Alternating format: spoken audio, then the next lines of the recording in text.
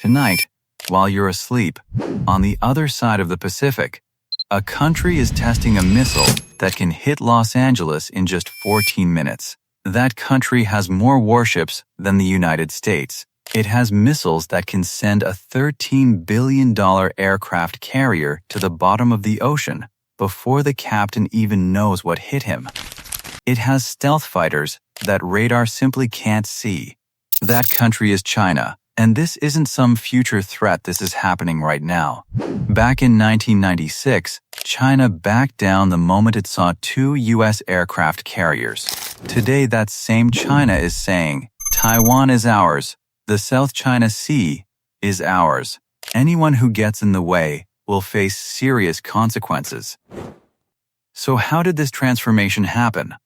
How did a country go from regional power to global superpower in just 2 decades? Today I'm going to tell you the whole truth. Back in 2000, China's navy was outdated, regional, second-rate at best. No aircraft carriers. Submarines so noisy that American sonar could pick them up easily. Most of its ships were just copies of old Soviet-era designs. Today, just 24 years later, the entire picture has changed. The People's Liberation Army Navy, the plan, is now the largest navy on Earth. Over 370 warships. The U.S. has just 290. But the real fear isn't the numbers, it's the speed of production. Just one shipyard, Jiangnan Shipyard, produces more tonnage every year than all of America's shipyards combined. America's shipbuilding industry has been shrinking for decades. China has taken full advantage of that. Even the Pentagon admits it. China's Navy will reach 440 ships by 2030. America's target? Just 305. In the numbers game, America is already losing. China figured out something else too. If you want to stop America, you have to stop its biggest symbol of power, the aircraft carrier. So they built the DF-21D, the world's first anti-ship ballistic missile. Range, 1,500 kilometers. Speed, Mach 10. Built specifically to hit a moving target in the middle of the ocean. One American admiral put it bluntly, it's a game changer. We have no credible defense against it. Then came the DF-26, the Guam killer. Range, 4,000 kilometers. Roadmobile, meaning it can be moved anywhere on the back of a truck. Almost impossible to find by satellite.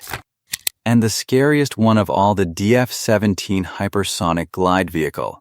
It flies at over Mach 5 and changes its path mid-flight.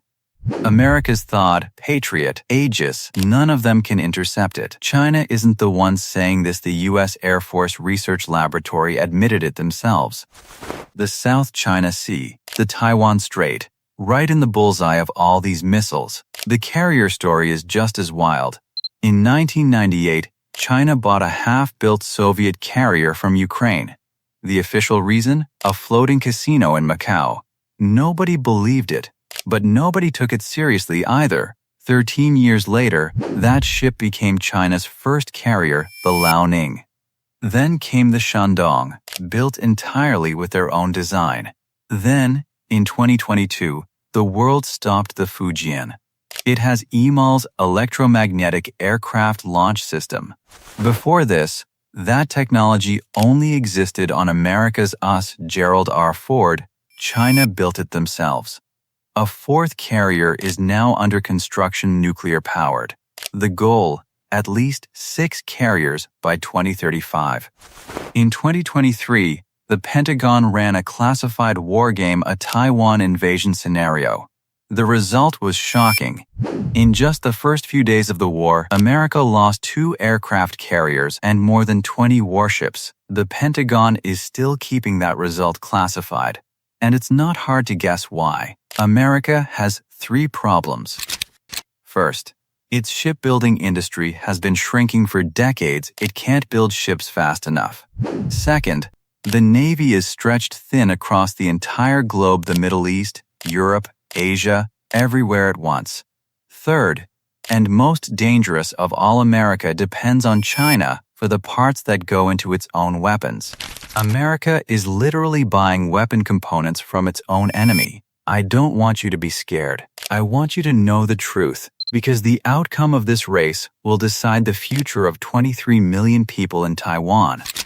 The future of a trade route worth $3 trillion every single day. And who holds the balance of power in the world for the next century?